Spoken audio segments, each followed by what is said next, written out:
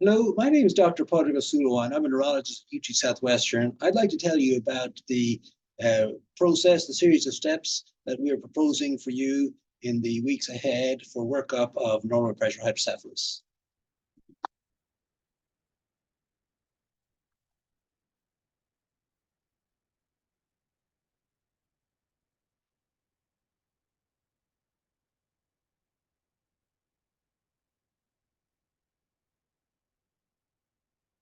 So first of all, the reasons for testing for NPH, well, because there's not a great diagnostic, one single good diagnostic test. There are a number of things that would point in favor of NPH being the problem. And on the other hand, there are things we look for to point away from it and alternative explanations. And we try and take all this information and put it together to come up with their best likelihood of a diagnosis, whether NPH or not NPH. And then there's also the matter of prognosis. Prognosis is how we think you will do in the future, specifically if you have the shunt surgery. Sometimes shunt surgery does not help somebody, even if they have normal pressure hydrocephalus. So it's a matter of probability. We try to estimate based on our testing, and we collect all this information in these next coming weeks, and then review with you whether or not we think you've NPH and whether we think a shunt will be helpful.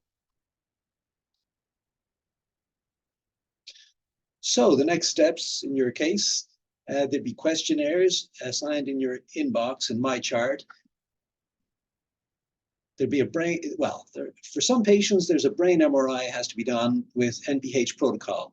Some patients have had MRI already, and well, most patients, all patients we see essentially, or almost all, have had an MRI of their brain, but sometimes the scan does not address the questions we need to be addressed. It's not of, it doesn't look at the issues we need to look at. So some patients will order another MRI of the brain. I'm going to talk to you about an optional step you can take of self-assessing your walking using this app called a One-Step. Then we'll have a baseline assessment of your gait in clinic. We already did the cognitive testing at the time of your multidisciplinary appointment, but we'll bring you back for a baseline assessment of your gait.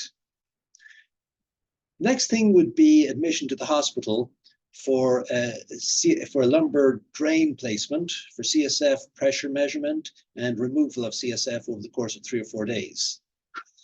We'll look at your pressure change in response to lumbar infusion test.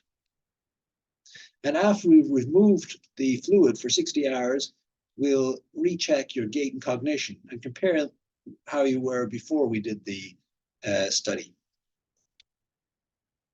And then we'll schedule a follow-up visit for you 1 to 4 weeks later, review the tests, and make a decision.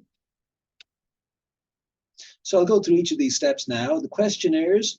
This is an example of one of the questionnaires. It should be in your inbox at this stage. Are you able to get on or off the toilet? Are you able to step up and down off curbs? So 7 questions in this, or 8 questions on this particular questionnaire. And these are the response options you have for each of those questions.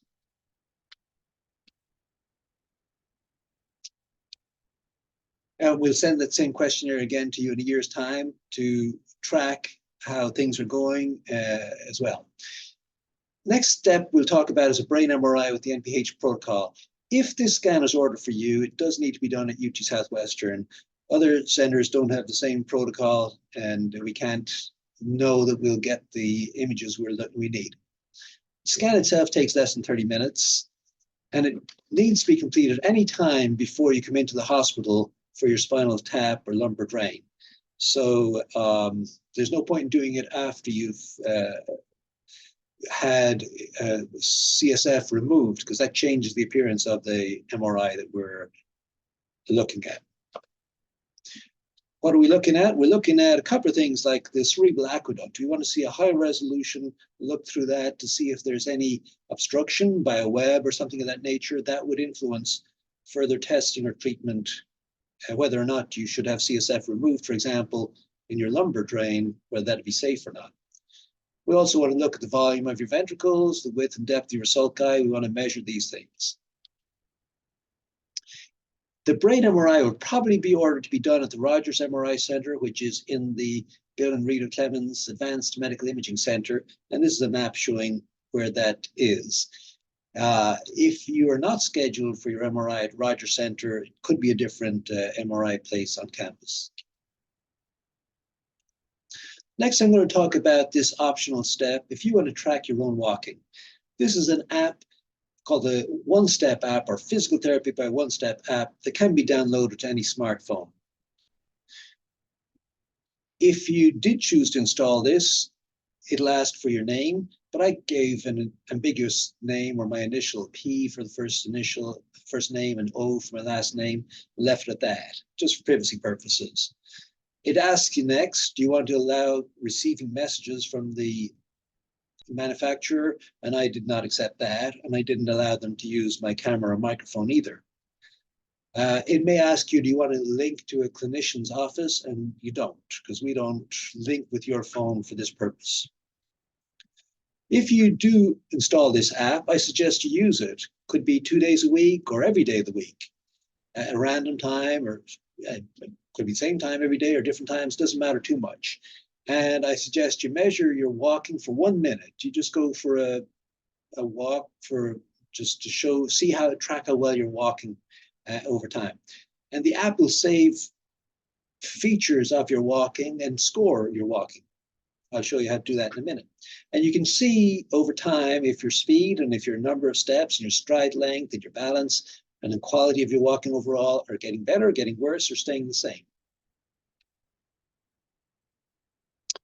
If you do download this app, you find the home screen has 5 icons at the bottom, and one of them says measure. If you tap that, it'll give you a next screen will say select an activity, and it'll be pictures like this. And I pick a walk picture. And then it'll ask you, how long do you want to walk? And I suggest you pick the 1 minute option. And then it'll ask you, where do you want your phone to be placed? And I suggest you pick your pocket. Well, you put it in your pocket. And then it'll ask you, do you want to allow us to use your location always? And I don't. I just X that out to say no. Next screen will say a big button with start countdown. And when you tap that start countdown, it'll give you 10 seconds to get ready to go. So you'll put the phone in your pocket and you can start to walk at that stage. Put it in the front pocket in a trousers or some sort of setting that doesn't sway too much. If it's a very loose pocket, kind of swishing around beside your leg, it wouldn't capture the walking quite accurately, but it doesn't have to be a tight trouser by any means. You walk for 1 minute, it'll kind of give an indicator. It'll say time's up after 60 seconds, after 1 minute, if you've selected 1 minute. And then you take it out and it'll show you some results of your walking, and it'll start to stack them up day after day. When you're doing the walk, you might want to pick the same kind of space to the extent possible, but it doesn't have to be. But ideally, it'll be a open, flat surface, not too much going uphill or downhill, and not uneven, not hazards along the way. And you just walk it at a comfortable speed. If you use a cane, you might want to use a cane every time, or you can indicate on the app whether you used a walking aid this time, so you can factor that into tracking your results. Once you've done this a few times, you can see how regular your scores are and your outcomes are. If you go to the home screen of the app, it'll have 5 icons at the bottom, and one of them says journey. And if you pick that up, it'll show you the number of steps that you did, how long you went, how much time, how far you went, and convert it into a score. There are other outcomes you can look at as well, the regularity between the 2 feet, how they move, so on. Once you have today's score and yesterday's and last month's and last year's, you can track and map them out over time. The app will help you doing that. You can see if overall it's getting better or overall it's getting worse. And this can be useful to compare before and after you have a tap or a drain or a shunt insertion surgery. Or periodically after the shunt, you might want to check and make sure that things are going as they should, or if there are changes for the better or worse. Now, we don't get this data from your phone. It's your private information, and we don't set up the communications, more trouble than it's worth, frankly, I think. But what we would like for you to have the information there if you're interested in it, and you can share, you can show it to us, you can tell us about it, and you can bring it to us in the clinic, and we can see what you're observing yourself. I think it might be more quantitative and have a certain usefulness above and beyond your recollection of how your walking has been changing. All right, enough about that optional self-assessment. When you're on the NPH diagnostic test, the next test we will want to do for you is baseline assessment of your gait and balance. And we'll bring you into clinic to do that sometime in the next few weeks. It must be done before the hospital admission. Could be the day before, it could be a few weeks beforehand. We don't want it to be too long beforehand because it gets out of date for comparison purposes. We want to compare before and after we bring it to hospital. We'll have you'll see a physical therapist. You walk 10 meters, usually do it twice. You may be on a gait right machine, which quantifies your leg, your stance and your pacing of your feet. There'll be some balance tests. You'll have to turn 360 degrees. Well, we'll try and assess how many steps and how well you balance when you're doing that. This is usually scheduled to happen in the Sprague building. I'll show you where that is, but it's not always in the Sprague building. Depending on the availability of the physical therapist who does these for us, you may or may not be in the Sprague building. This is a location of the Charles Cameron Sprague Clinical Science Building, close to Zale Hospital.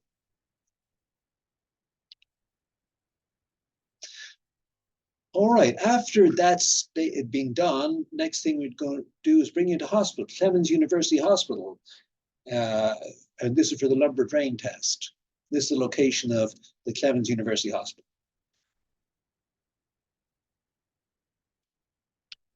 And we will insert a lumbar drain. So first thing we do is you're laying on your side. We'll put in some lidocaine to numb up the skin to some extent.